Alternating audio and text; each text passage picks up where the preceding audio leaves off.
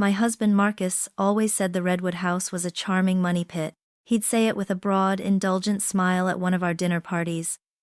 One arm draped casually around my shoulders, the other holding a glass of impossibly expensive wine. Our friends, a curated collection of Portland's financial and academic elite, would laugh politely. They saw what he wanted them to see. The successful wealth manager, amused by his historian wife's quaint passion for her ancestral home.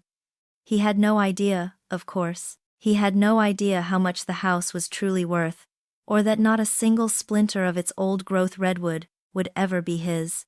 My name is Dr. Evelyn Reed. For 15 years I was Mrs. Marcus Reed, a role I performed with the same meticulous attention to detail I apply to my work. And my work is this house. Not just living in it, but understanding it, preserving it. The Redwood House isn't just a structure on a quiet, tree-lined street in a historic district.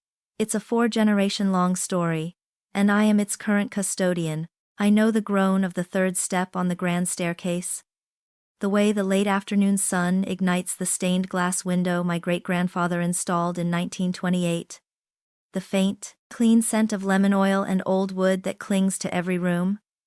It is the heart of my family's legacy, the last tangible piece of the parents I lost too soon.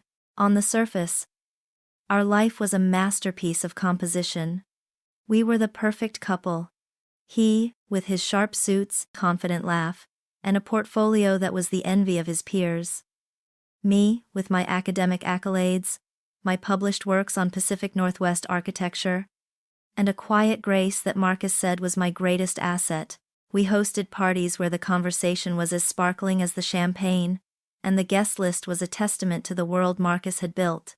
He was the architect of our success. And I, he often implied, was his most beautiful creation. To Evelyn, he'd toast, his voice smooth and confident. Who keeps the past alive so the rest of us can focus on the future? It always sounded like a compliment, but I always felt the subtle sting beneath it. My work wasn't a quaint hobby. It was my life's purpose. This house wasn't a money pit. It was a sanctuary. But I'd smile and raise my glass, playing my part in the beautiful gilded cage he had constructed around us. The finances, like so many other things, were his domain. He spoke of markets and mergers, of leveraging assets and diversifying portfolios. My attempts to discuss the details were always met with a gentle, patronizing pat on the hand. "Don't you worry your brilliant head about this, Ev," he'd say, his eyes already drifting to the stock ticker on his phone. "I've got us covered. That's my job." I let him have it. I trusted him. That was my first, and most profound, mistake. I was so focused on preserving the history within these walls, I failed to see the rot that was festering right under our roof. Late at night, long after the noise of our perfect life had faded, I would walk through the sleeping house. I'd run my hand along the cool, polished banister, my fingers tracing the same path my mother's had, and her mother's before her. I'd pause by their portrait in the hall and feel the weight of my promise to them. A promise to always protect this place, this legacy. I thought the threat would come from the outside, from developers, or time, or the slow decay of nature. I never imagined the real threat was already inside. Sleeping soundly in my bed, dreaming of a future that had no place for me in it. The change began not with a bang, but with a shift in the rhythm of our lives. The first tremor was time. Marcus, a man who had structured his day around a 6:30 p.m. return for 15 years, started coming home later. At first it was just an hour, then 2. The excuse was always the same, delivered with a weary sigh as he loosened his tie. "Volatile market, Ev. Just volatile. Have to stay on top of it." It was plausible, impregnable. It was the perfect wall to hide behind. Then came the phone. It had always been an object of benign neglect. Left on the kitchen counter, the bedside table, its screen lighting up with mundane notifications. Now, it was a guarded extension of his body. It lived face down, a silent black rectangle on any surface. When he sat, it was placed just so, within reach but angled away. A text would buzz, a discreet vibration against the mahogany of our dining table, and his hand would instinctively cover it before silencing it. A small, reflexive act of concealment that screamed louder than any alarm. He began talking about the house in a new language. Not the language of history or family, but the cold, crisp dialect of finance. He'd be scrolling through his phone over breakfast, the morning light glinting off his expensive watch. "Did you know the Zestimate on this place went up another 10%? He'd muse, not looking at me. "We're sitting on a gold mine, Ev. An untapped asset."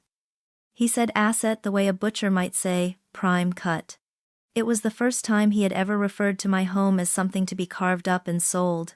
The credit card statements, which I reconciled every month with the precision of a research archivist, began to show anomalies. A $500 dinner at a trendy downtown restaurant I'd never heard of, a $2,000 charge from a designer boutique I knew he wouldn't set foot in. When I questioned him, my tone calm and factual, he waved a dismissive hand. "Client entertainment, honey. The cost of doing business? You have to spend money to make money." He made it sound so simple, so logical, that to question it further would be to question my own understanding of his world. It was a subtle form of gaslighting, and for a time, it worked. He even gave the anomaly a name, packaging the lie and presenting it to me as a gift. "I'm so energized by this new project," he announced one evening, pouring 2 glasses of wine. "I've taken on a new client, a real firecracker. Her name is Chloe Vance." He painted a picture of her as a business prodigy, a social media influencer with a massive following but no financial acumen. "She's the future, Ev. We're not just managing her money. We're building a brand, a whole lifestyle empire. It's a massive opportunity for the firm." He spoke her name so easily, so openly, that it felt impossible for it to be a secret. He was hiding her in plain sight. The first real, undeniable crack in the facade came not from him, but from my dearest friend, Dr. Anya Sharma. We were having lunch near the university, discussing a newly discovered collection of architectural drafts. She stirred her tea, her gaze faltering for just a moment. "Evelyn," she began, her voice hesitant. "This is probably nothing, and please don't be angry, but I saw Marcus the other day. At Lumiere, that new French place. He was with a woman." I felt a cold prickle on my skin, but my response was swift, practiced. "Oh, that must have been his new client," I said, forcing a bright smile. "Chloe Vance.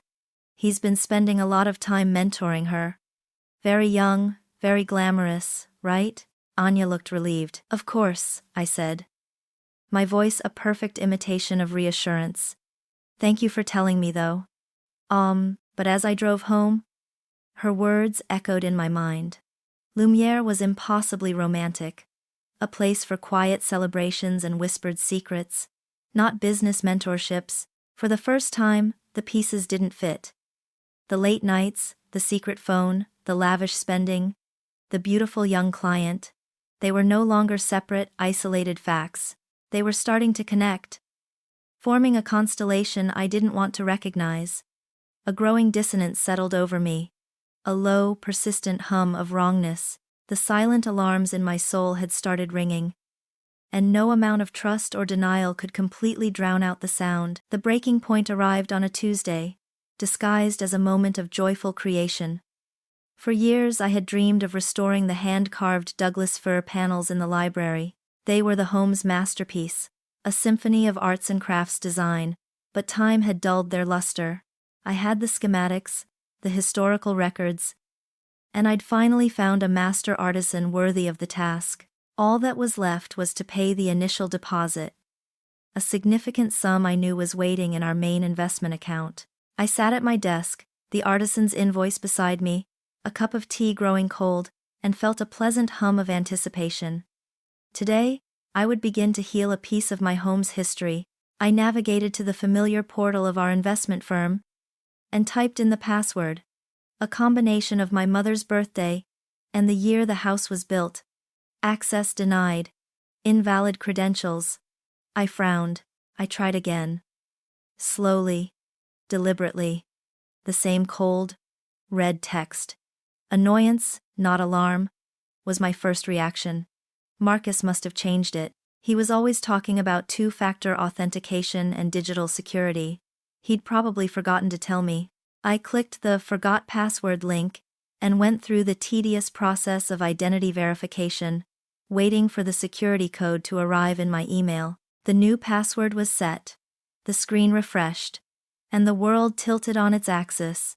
I was accustomed to seeing a number with 7 digits, a comfortable, reassuring figure that represented 15 years of work, of careful saving, of Marcus's supposed financial genius.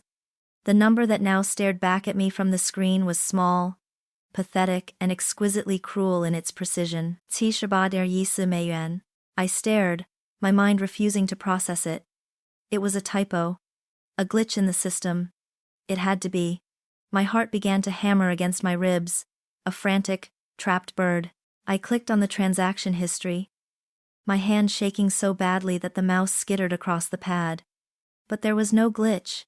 Just a list of withdrawals, wire transfers, massive, life-altering amounts, all siphoned out over the last 90 days. The dam of my composure broke. A wave of pure, cold panic washed over me. This wasn't a mistake. This was an emptying. I worked with frantic speed, my fingers flying across the keyboard, opening new tabs, logging into every account we shared. The joint savings account we'd opened the year we were married. Balance, $120.50. The brokerage account meant for our retirement. Liquidated. Every stock, every bond, sold off. The money market account, our emergency fund, gone.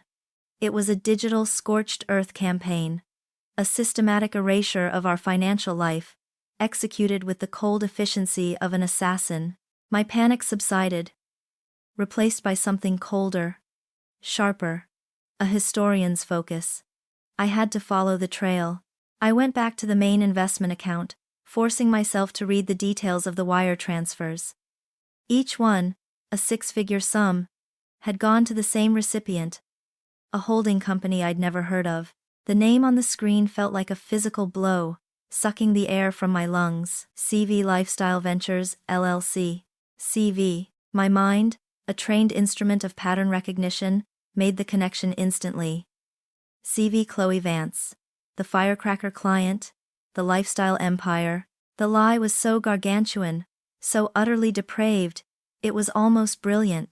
I typed the company name into the search bar. The first result was an Instagram profile. My click was a final, fatalistic act. And there it was. A garish, sun-drenched feed that was a monument to my stolen future. There was Chloe, posing in a gleaming, minimalist kitchen in a luxury condo I recognized as being in the Pearl District. The caption read, "Building my empire. So grateful for this new chapter. Number girl boss, number manifest, number blessed." There she was again, holding the keys to a new Porsche, the leather interior the color of cream, and again, surrounded by shopping bags from designer stores I now recognized from my credit card statements. I scrolled down, my thumb moving with a will of its own, driven by a morbid need to see the bottom of this abyss, and I found it. The final, brutal confirmation. A photo, posted just last night. It was Chloe and Marcus, standing on a balcony overlooking the city lights. He had his arm around her, a proprietary, intimate gesture. They were clinking champagne glasses, their faces alight with shared triumph. His smile was freer and more joyful than any I had seen from him in years. The caption, written by her, was the final twist of the knife. To new beginnings with the one who makes it all possible. The timestamp read 10:47 p.m. The location tag was a hotel in downtown Portland, not Seattle. He had never been in Seattle. He had been 10 miles away, celebrating the final execution of my life savings, toasting the success of my ruin. I closed the laptop. The glowing image of my husband's triumphant, lying face vanished, but the picture was burned onto the back of my eyelids. The roaring in my ears subsided, the adrenaline-fueled panic receded, and what was left was a silence so profound, so absolute, It felt like the moments after a catastrophic explosion. In that silence, I did not scream. I did not shatter the porcelain vase on the mantelpiece. I did not dissolve into a puddle of tears. The wife in me died in that moment. The scholar, the historian, took her place. For years, my life's work had been to study structures, to understand their foundations, their points of failure, their hidden strengths. I now had a new research problem: the complete deconstruction of Marcus Reed. The agony was still there, a white-hot coal in my chest. But I walled it off. Emotion was a liability. Data was power. My first action was not one of confrontation, but of containment. Before Marcus could discover any other asset to pillage, I had to secure my last bastion. I picked up my phone, my hand perfectly steady, and dialed the private client line for the bank that managed my family's trust. "This is Dr. Evelyn Reed," I said, my voice as calm and even as if I were delivering a lecture. "I need to implement an immediate security lockdown on all accounts associated with the Reed Family Trust. All digital access is to be suspended. All future transactions will require in-person verification and a verbal security protocol." "Of course, Dr. Reed," the banker replied. "What would you like the protocol to be?" I thought of something Marcus would never know. A piece of my history he'd always considered trivial. "Hattiesburg," I said. 1912. The place and year my great-grandfather had commissioned the plans for this very house. An origin story Marcus had never once bothered to ask about. The fortress was secured. The rest of the night was spent in the library, the heart of my home. I didn't sleep. I gathered evidence. I pulled every financial document from the last 5 years out of the antique filing cabinet. I spread them across the vast oak table, where my father once laid out his blueprints. Bank statements, credit card bills, tax returns, Marcus's old calendars. With the cold precision of an archaeologist excavating a ruin, I built a timeline of the theft. Each large wire transfer was a data point. I cross-referenced it with Marcus's calendar and my own memory. The 2nd of April, $300,000 transferred to CV Lifestyle Ventures. Marcus's calendar, business trip to San Francisco. My memory, a loving phone call where he complained about his hotel room. May 12, $250,000 transferred. Marcus's calendar, Seattle conference. Chloe's Instagram, condo down payment number blessed. Every transaction was tied to a lie, every dollar a nail in the coffin of our marriage. By dawn, I had a multi-page, annotated dossier of his betrayal. At 8 a.m. sharp, I made my second call. "Arthur Vance, please, this is Evelyn Reed." The bitter irony of the name did not escape me. Arthur had been my father's lawyer and friend for 40 years. A man of quiet integrity and unwavering loyalty whose name was now shared by the woman who had helped gut my life. "Evelyn." His voice came over the line. A deep and steady baritone that had been a comfort my entire life. "It's good to hear from you. How are you?" "I have a situation, Arthur," I said. And with the dispassionate clarity of a witness giving a statement, I laid out the facts. The emptied accounts.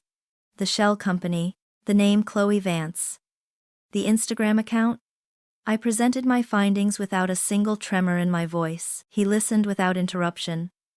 A long silence stretching after I finished. The sheer audacity of it, he finally murmured. Not with shock but with a weary disgust. "I am so sorry, Evelyn. But now, I want you to listen to me very carefully." His voice became an anchor in the storm. "Your father was a wise and cautious man. The Reed Family Trust was structured as an irrevocable trust.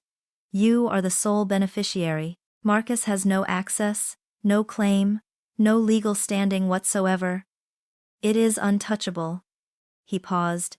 "And the house, the Redwood House, was transferred directly from the trust into your name, and your name alone, as your primary inheritance. Marcus's name isn't on the deed. It isn't on the title. Legally speaking, Evelyn, his name is not on a single brick of that house." A single, shaky breath escaped me. It was the first sign of weakness I had allowed myself. The ground beneath my feet, which had felt like quicksand for 12 hours, was suddenly solid rock. My house, my fortress. "What is your next move, Marcus's next move, do you think?" Arthur asked gently, and in that moment, the entire plan bloomed in my mind, fully formed. I looked around the library. At the paneled walls I had intended to restore. "His next move?" I said. A new cold resolve hardening my voice. "Will be to try and sell my house." Marcus's arrogance was his greatest weakness. He believed he was the smartest man in any room. He believed he controlled everything because, until now, he had. He believed me to be a fragile, sentimental academic, easily manipulated. He was about to find out how very wrong he was. I would let him believe he was in charge. I would let him walk into the snare he didn't even know existed. The grieving wife was a role I could play, and I would play it to perfection. Arthur's recommendation was a man named Frank Davies. He was nothing like the private investigators of fiction. There was no dusty office or cynical demeanor. Davies was a former financial crimes detective for the Portland Police Bureau. A man with pale, intelligent eyes and an aura of quiet competence. We met in a sterile, anonymous meeting room he'd rented downtown. I presented him with my dossier, the timeline, the bank statements, the annotated printouts from Chloe's Instagram. He reviewed my work with a nod of professional respect. "You've done most of the work for me, Dr. Reed," he said, his voice a low murmur. "What specifically do you need to know?" "Everything," I replied, my voice hard as steel. "I need the legal architecture of their entire scheme. I need to know their vulnerabilities. I need ammunition." Davies delivered his first report less than 72 hours later. The email arrived with a password-protected PDF attachment. The contents were a clinical, forensic confirmation of my worst fears, and a validation of my coldest suspicions. CV Lifestyle Ventures, LLC was a classic shell company. Registered just 4 months ago with Chloe Vance as the sole officer. It had no employees, no products, no purpose other than to be a temporary vessel for my money. The money trail was clear. My life savings had flowed into the shell company, then immediately out again. Davies had traced every dollar, a down payment of $300,000 on a luxury condo in the Pearl District, purchased solely in Chloe's name, a wire transfer for $140,000 to a Porsche dealership. The car, a gleaming Carrera, was registered to Marcus. A smart move on his part, Davies noted. The car was a marital asset, but the condo was not. They were already dividing the spoils. But Davies had uncovered something far more sinister. A discovery that elevated Marcus's betrayal from a domestic crime to a sweeping professional fraud. "Your husband has been creative," Davies wrote. He had found a pattern of high-risk, high-frequency trading within the portfolios of Marcus's other clients. It appeared Marcus was using their money to make risky short-term bets, likely generating quick cash to fund his lavish expenditures while waiting for the big score. It bordered on embezzlement and was a flagrant violation of SEC regulations. My husband hadn't just betrayed me. He was a predator. And I was not his only victim. The dossier on Chloe Vance was just as damning. She was not a naive girl swept up in a whirlwind romance. She was a professional. Davies had uncovered a 5-year history of her attaching herself to wealthy, often married, men. There was a retired tech executive in Seattle, a real estate developer in San Francisco. Each relationship had ended with her receiving a significant parting gift. A car, a paid-off apartment lease, a business investment. Davies's summary was chilling in its accuracy. "This is not a story of love, Dr. Reed. This is a calculated business merger." While Davies was digging into their secrets, I turned my own research skills toward Marcus's professional world. I spent hours in online business archives, reading press releases from his firm, scanning interviews with his managing partners. I was looking for context, for the story he was telling his colleagues. I found it in a puff piece on a local business journal's website, published just last month. In it, Marcus was quoted extensively about the future of wealth management. He spoke of bold new strategies and hinted at a major upcoming success. "We're on the cusp of landing a significant new capital influx," he'd boasted, a testament to the firm's aggressive growth strategy. Then, through a university database that gave me access to internal corporate newsletters, I found the final, crucial piece of the puzzle. It was a memo from the firm's managing partner, congratulating the team on a successful quarter and singling out Marcus for praise. It mentioned his work securing a substantial new investment, pending the liquidation of a major personal real estate asset. I leaned back in my chair in the silent library, the PI's report on my left, my own research notes on my right. The full picture was now horrifyingly clear. The stolen money was already gone, spent on securing their new life. The professional misconduct with his clients' funds was a ticking time bomb. The story he'd sold to his firm, the promotion he was banking on, was all contingent on one single event. They needed to sell my house. It wasn't just for the money to fund their champagne-fueled future. It was to cover his crimes. It was to make the lie he'd told his bosses come true. They were desperate. Their entire fraudulent empire was balanced on a knife's edge, and their only salvation was the destruction of my legacy. I finally understood their endgame, and I knew, with absolute certainty, exactly how to turn their desperation into my weapon. He came home 2 days later, the scent of expensive hotel soap and a faint, unfamiliar perfume clinging to his suit jacket. He performed the role of the weary husband returning from a successful business trip with masterful precision. The sigh of exhaustion as he dropped his briefcase, the way he loosened his tie as if it were a noose, the dutiful kiss on my cheek that felt as cold as a marble statue.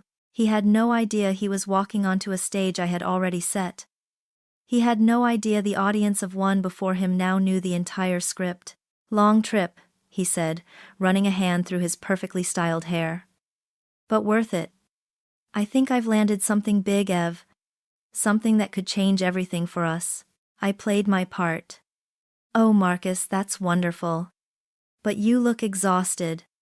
Let me get you a glass of wine." In the living room, surrounded by the warm glow of the lamps and the silent, watchful history of my ancestors, he launched into his prepared oration. He built a glittering fantasy of our future, a narrative woven from lies and financial jargon. He spoke of a once-in-a-lifetime private equity opportunity, a disruptive tech fund that was guaranteed to yield incredible returns. To make it work, however, they needed to be liquid.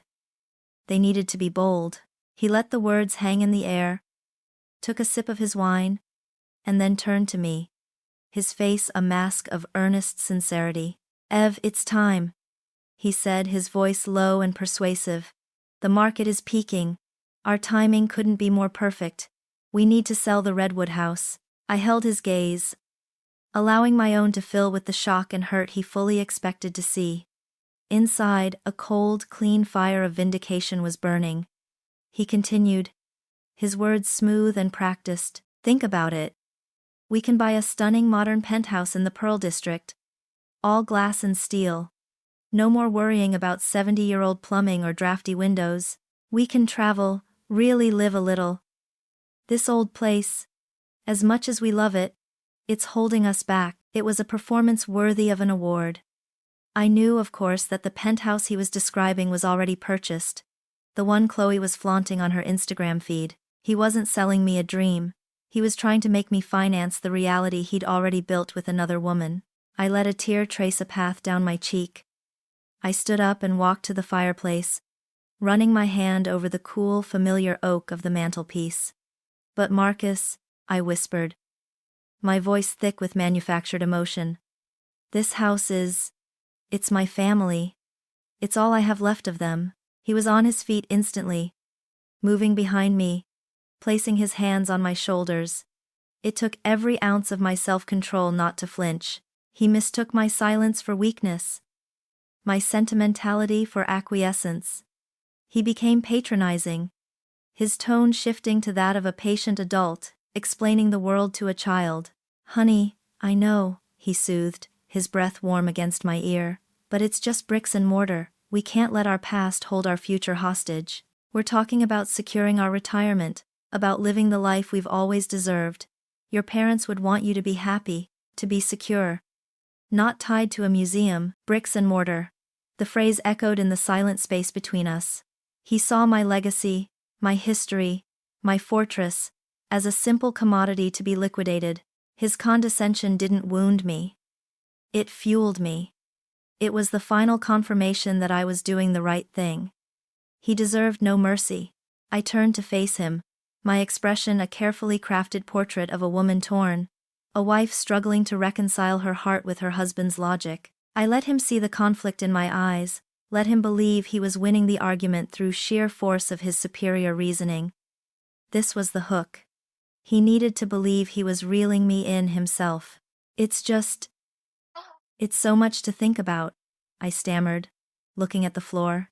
Of course it is, he said, his victory almost palpable. Take all the time you need. Just don't take too long. Opportunities like this don't wait. I looked up at him, my gaze meeting his. Okay, Marcus, I said, my voice barely a whisper. I'll think about it. He smiled. A genuine, triumphant smile. He thought he was in complete control of the situation. He squeezed my shoulders, gave me another cool kiss on the forehead, and went upstairs to shower away the last traces of his trip. He was utterly convinced that he had just successfully planted the idea of surrendering my entire world. He had no idea that he had just voluntarily, eagerly, walked into the very center of my trap. The next phase of the war was planned in Arthur Vance's office, a sanctuary of mahogany, worn leather, and the comforting scent of old books. It felt like a war room. Between us, on the vast, polished desk, lay the blueprints of Marcus's downfall. Arthur, with his sharp legal mind, was my general. I, with my intimate knowledge of the enemy's psyche, was his strategist. It is not enough to simply expose him, Evelyn, Arthur said, his fingertips steepled. An animal like this, when cornered, will chew off its own leg to escape. He will lie, declare bankruptcy, paint you as a vindictive spouse. We must dismantle his entire world, and we must do it in a way that is so legally airtight and karmically satisfying that he has no recourse. He must be the agent of his own destruction. Our plan was multi-pronged, an elegant, three-tiered trap designed to ensnare him legally, professionally, and socially. The first step was the legal snare, Arthur's masterpiece. He drafted a series of complex, yet official-looking real estate documents. Among them was a formal offer for a fictional investment group to buy out my share of the house, contingent on Marcus matching the funds.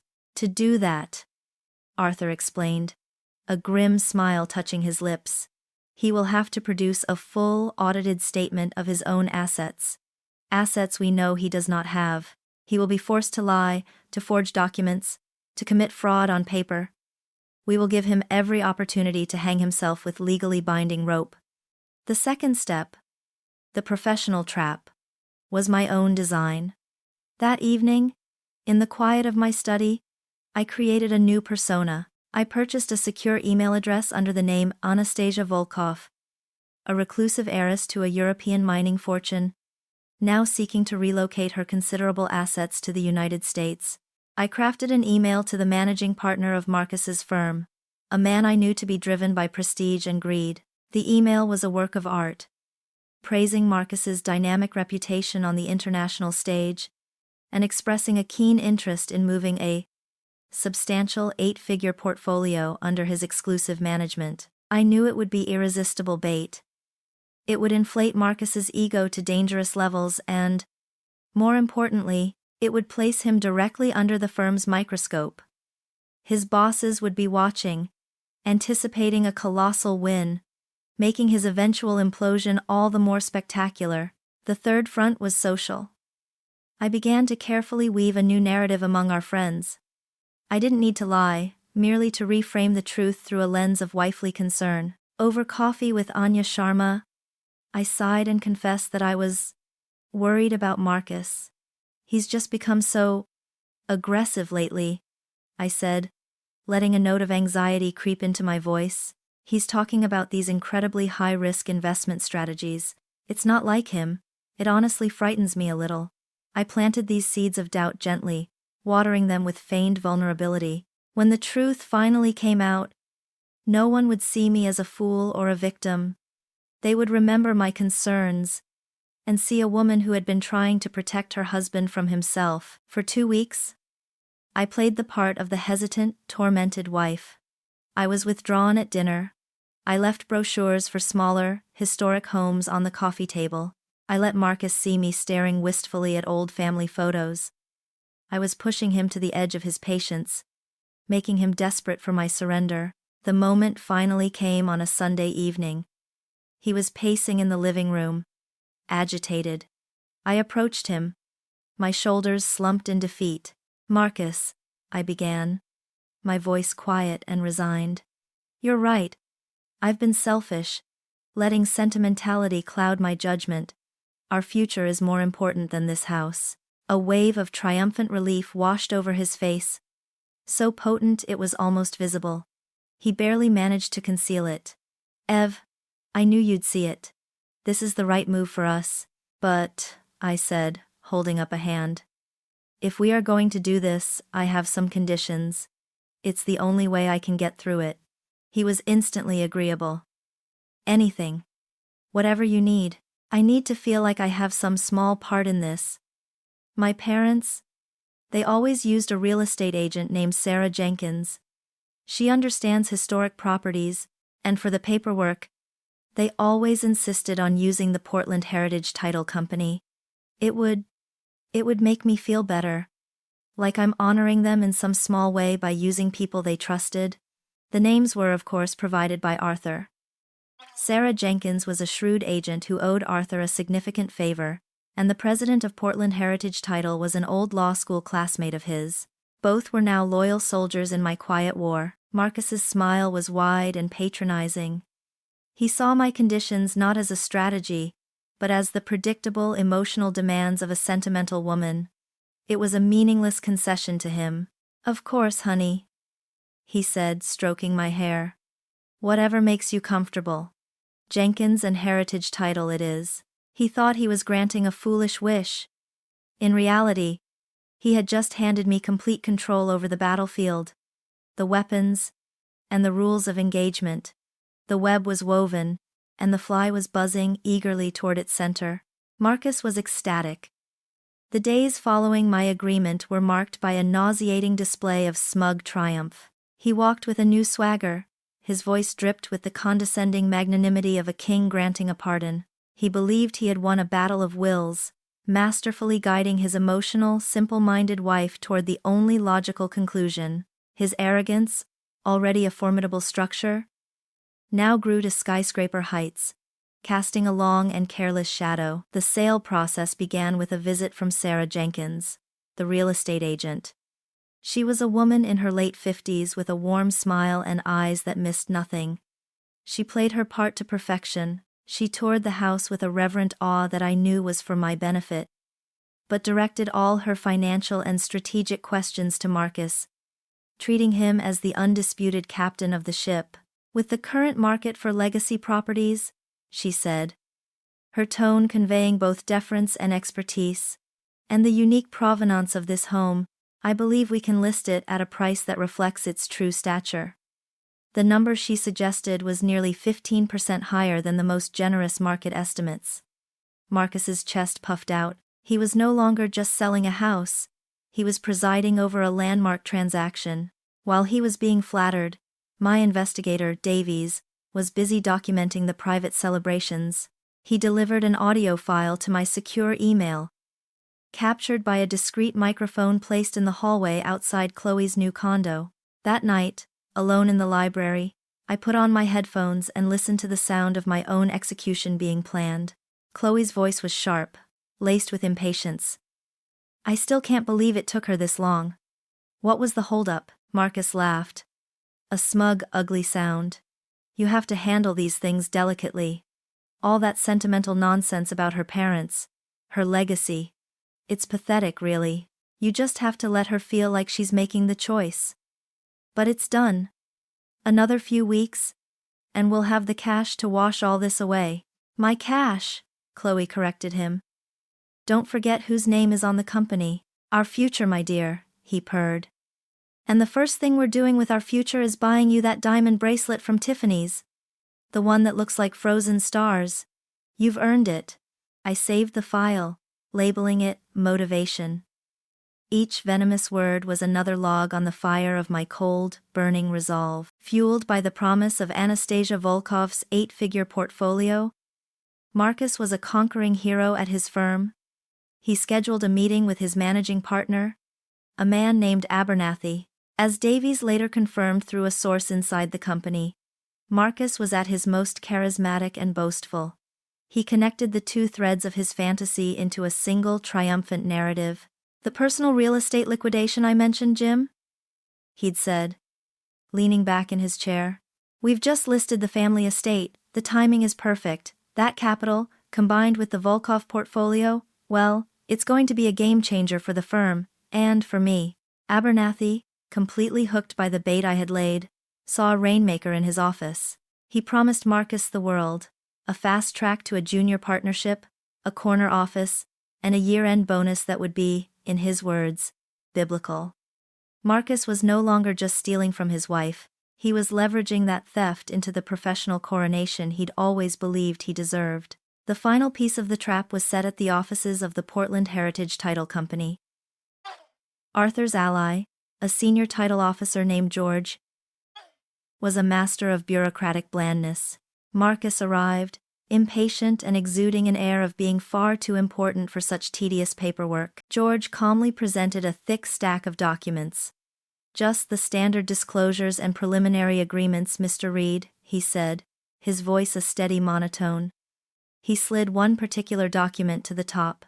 "And this is the collateral affidavit for the bridge loan the buyers are requesting. It's a formality. Just swears to your personal assets to secure good faith financing until the sale closes. If you could just sign at the bottom." Blinded by greed and the glittering mirage of the finish line, Marcus barely glanced at it. He saw the words, "Standard Affidavit," and his mind was already on his new Porsche and Chloe's diamonds. He didn't read the fine print Arthur had so carefully drafted, the clauses that legally bound him to the declared value of his assets that the document listed in detail, based on the fraudulent statements he had previously shown me. He was, in effect, swearing on paper that he possessed the very fortune he had already stolen and spent. He picked up the pen and signed his name with a confident, ostentatious flourish. 20 minutes later, my phone vibrated with a text from Arthur. It contained only 4 words. "The Eagle has landed." Marcus walked out of that title company believing he was one step closer to his new kingdom. He had no idea he had just signed a legally binding confession to a crime he didn't even know we were investigating.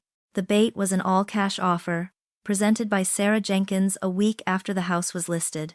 It came from a numbered holding company based in Delaware, an entity Arthur had created for this single, express purpose. The offer was clean, aggressive, and well over the already inflated asking price. "They don't even want an inspection, Marcus," Sarah gushed over the phone. "They know the property, they love it, and they want to close in 10 days.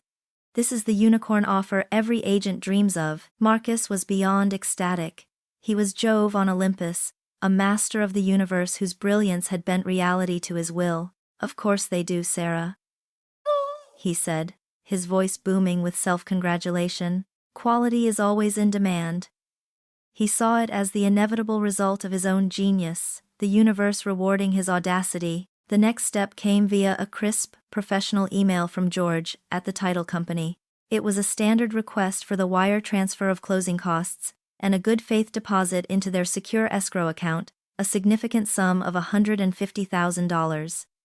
It was the last hurdle. Marcus, seeing only the multi-million-dollar prize just beyond it, didn't hesitate. I listened from the top of the stairs as he called Chloe, his voice sharp with urgency. "It's time. We need to move the last of the cash from the CV account to the title company's escrow. Now, Chloe. Get it done. By tomorrow we'll be home free." He was so close to the finish line, he couldn't see that he was willingly emptying his own lifeboat, draining the last of my stolen money into an account that Arthur and I now controlled. While Marcus was busy liquidating his escape fund, the second trap sprung shut. In the opulent corner office of his firm, Jim Abernathy was reading an email that made the blood drain from his face. The sender was Anastasia Volkov. The message was a masterwork of polite corporate devastation. Mr. Abernathy, it read, "It is with great regret that I must inform you of my decision to withdraw my interest in moving my portfolio to your firm. In the course of my family office's due diligence, my team has uncovered certain disturbing irregularities and a pattern of high-risk exposure in the management style of Mr. Marcus Reed that does not align with our conservative principles. We feel we have no choice but to forward our findings to the Securities and Exchange Commission for their independent review. We wish you and your firm the best." Panic ripped through the executive floor.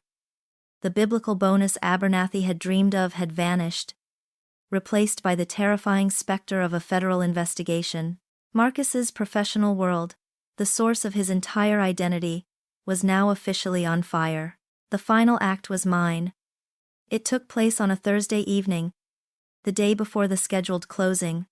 Marcus was due home any minute, likely agitated from the first waves of fallout at work, but still clinging to the belief that the house sale would be his salvation.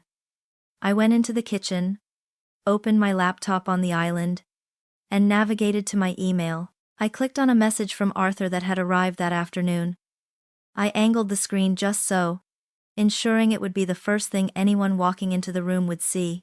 Then I went out into the garden to tend to my roses, leaving the Trojan horse waiting. Marcus stormed in 20 minutes later, his face pale and tight. He was shouting my name, his voice ragged. "Evelyn, where are you? The office is a madhouse. Abernathy's lost his mind." He stopped dead. He saw the glowing laptop screen. He walked toward it slowly, as if in a trance. I watched him from the shadows of the porch, my heart a cold, steady drum. He leaned over the island. He read the subject line, his lips moving silently. Finalizing the trust's counterclaim against M. Reed. His body went rigid. I could almost hear the frantic, panicked thoughts clicking through his mind. The trust? What does the trust have to do with anything? A counterclaim? His hand, trembling, moved the mouse and clicked open the email. The first sentence was all that was needed. "Evelyn, attached is the final draft of the filing for the courts, detailing the recovery of assets and citing the fraudulent affidavit signed by Marcus Reed at the Portland Heritage Title Company." He stumbled back from the counter, his hand flying to his mouth. A choked, guttural sound escaped his throat. The entire, intricate web of his deceit was illuminated in that single instant. The wife he thought was a sentimental fool. The real estate agent she'd insisted upon. The title company she'd chosen. Her sad, reluctant agreement. It was all a lie. It was all a performance. The house was never his to sell. It was never his salvation. It was the bait. He stood there in the warm light of the kitchen, in the heart of my fortress, and I watched as the full, crushing weight of his ruin, finally, horribly, dawned on him. He was not a king on the verge of his coronation.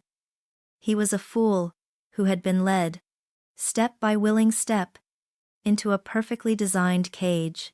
There was no closing. The call from the title company never came.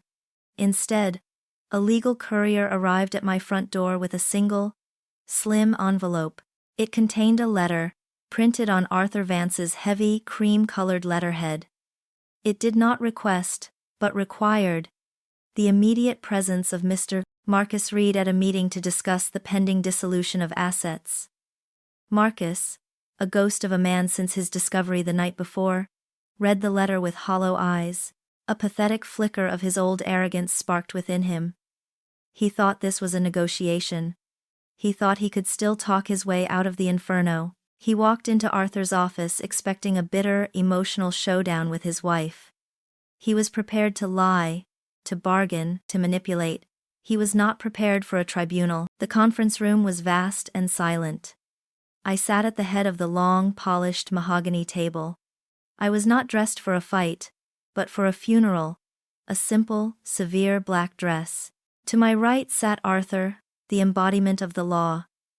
To my left sat Frank Davies, the quiet PI whose work had unearthed the bones of the crime. Beside him was a severe-looking woman in a gray suit. Her laptop open, a fortress of spreadsheets on the screen. She was the forensic accountant. Marcus stopped in the doorway, his bravado evaporating in the cold, silent air of the room. This wasn't a negotiation. It was a sentencing. "Marcus? Come in," Arthur said, his voice devoid of any warmth. "Take a seat."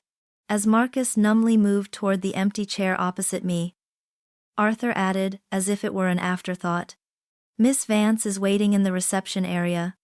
Should her testimony be required, she was just served with a subpoena regarding her involvement in CV Lifestyle Ventures. I believe she is currently on the phone with her mother." Marcus flinched as if he'd been struck. The final pillar of his world, the idea that he could somehow protect Chloe, crumbled to dust. He sat, and for the first time in days, his eyes met mine. He was searching for the Evelyn he knew, the soft, sentimental, forgiving wife. He found a stranger. My expression was calm, my posture was perfect, my gaze was as hard and unyielding as granite. I was in command here. This was my room. "For the last 6 months, Marcus," I began, my voice clear and steady, cutting through the silence, "you have operated under a series of false assumptions.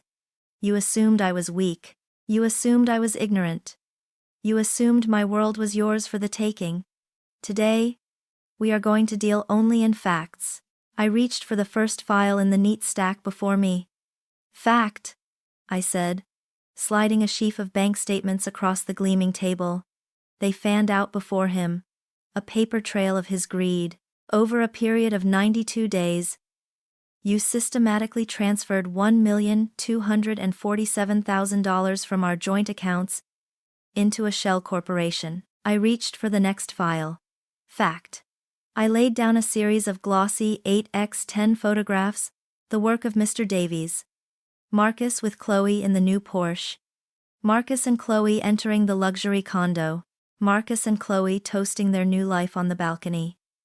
"You used this stolen money to finance a parallel life with your business partner, Miss Vance." I placed a small digital audio recorder on the table between us. Fact. I pressed play. His own smug, ugly voice filled the room, mocking my sentimentality, promising Chloe a future built on the ashes of our marriage. "It's pathetic, really. Another few weeks, and we'll have the cash to wash all this away." I pressed stop. "You conspired to steal my family's legacy, and you felt nothing but contempt while doing it." Finally, I took a single sheet of paper from the last folder. It was the affidavit from the title company. I placed it directly in front of him. His arrogant, ostentatious signature was a monument to his own stupidity. "In fact," I said, my voice dropping to a near whisper, "you knowingly and willingly signed a fraudulent legal document, swearing to the existence of assets you knew had already been stolen, thereby committing bank fraud." The forensic accountant, Miss Albright, spoke for the first time, her voice as dry as dust. "Based on the evidence, Mr. Reed, you are liable for charges of felony theft and wire fraud. The affidavit constitutes a separate federal charge of bank fraud. And I should inform you, my firm was retained last week by a group of concerned European investors who had considered your husband for management. Their tip to the SEC regarding his professional conduct is already under preliminary investigation." Marcus stared at the mountain of evidence. His face, the color of ash. He was cornered, broken, utterly defeated. Arthur delivered the final blow. He slid a thick document across the table.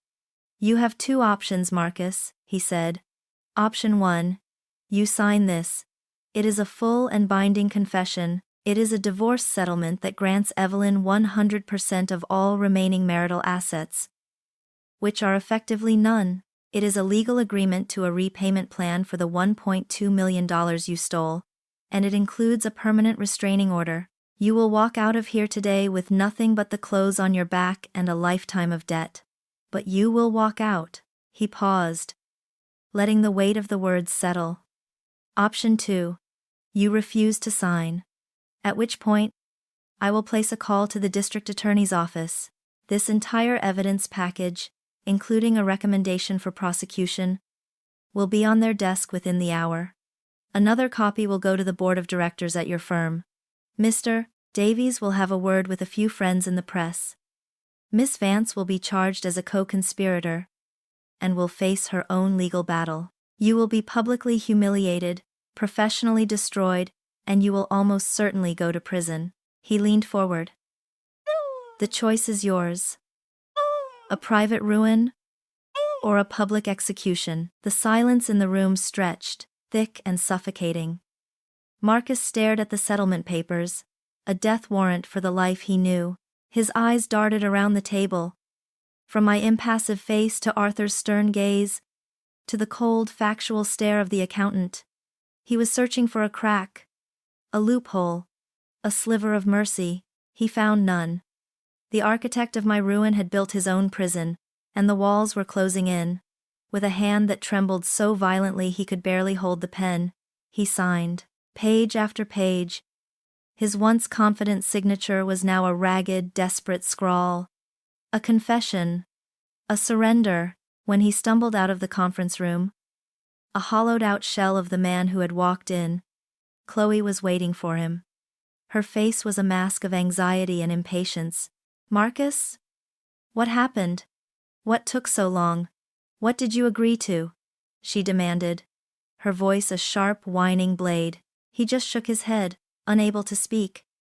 Arthur stepped out behind him, his presence radiating cold authority. Miss Vance, he said, his voice leaving no room for argument. The meeting is concluded. Mr. Reed has agreed to a full forfeiture of all marital and contested assets to my client. As you are a named officer of the primary holding company used in the unauthorized transfers, I'd advise you to retain your own legal counsel. You will be hearing from us. The color drained from Chloe's face as the words sank in. Forfeiture. Unauthorized transfers. Legal counsel. Assets? What about my condo? My company? She shrieked, her voice echoing in the marble lobby. Marcus, you promised me. You said the money was clean. You told me she was a sentimental fool. It was a tantrum of pure, undiluted avarice. There was no grief for the relationship, only rage for the lost fortune. She lunged at Marcus, beating her fists against his chest, her screams devolving into incoherent sobs of fury. You ruined me. You ruined everything. Across the lobby, Frank Davies sat in a leather armchair, seemingly engrossed in his phone. But the phone was held just so, its camera lens discreetly capturing the entire ugly spectacle. The next morning, Chloe Vance's curated world burned to the ground. A popular local gossip blog, known for its merciless takedowns, ran a lead story with the headline, Exclusive, Portland's number girl boss scammer, the meltdown and the money trail of Chloe Vance. The article was a masterpiece of source destruction. It featured Davies's crystal-clear video of her lobby meltdown, alongside an anonymous but evidence-backed account of her history with wealthy benefactors. It included redacted documents from the shell company's formation and screenshots of her flaunting assets purchased on the exact dates of the illegal wire transfers. The digital annihilation was immediate and absolute. The brands whose products she shilled rushed to sever ties, posting statements about their commitment to ethics and integrity. Her comment sections became a raging torrent of mockery and disgust. Her follower count, the very source of her power, plummeted by the hour. The final blow came 3 days later. An eviction notice, taped to the door of the luxury condo that was no longer hers. Marcus's professional execution was quieter, but no less final. Summoned to his firm, he wasn't met by Abernathy, but by 2 stone-faced lawyers from the corporate counsel's office. He was fired on the spot.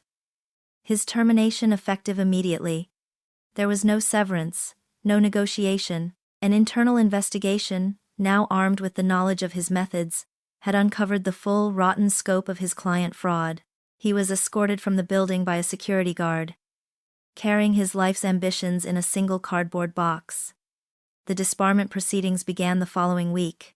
The SEC indictment was expected to follow shortly. I, in the meantime, was not idle. Armed with his signed confession, I moved swiftly. My first call was to have the Porsche seized. I didn't watch as the tow truck hauled away the gleaming symbol of my humiliation, but I received a deep, quiet satisfaction when the check from the dealership arrived a week later. Every other asset purchased with my money, watches, art, electronics, was methodically located, legally claimed, and immediately liquidated. I was converting his betrayal back into the capital of my independence. The social fallout was exactly as I had planned. News of the divorce spread like wildfire, but the narrative was already set. People remembered my quiet concerns about Marcus's risky behavior. I received a flood of calls and messages, not of pity, but of admiration for my strength and dignity. I was the wronged wife who had endured with grace. Marcus was the predator who had finally been unmasked.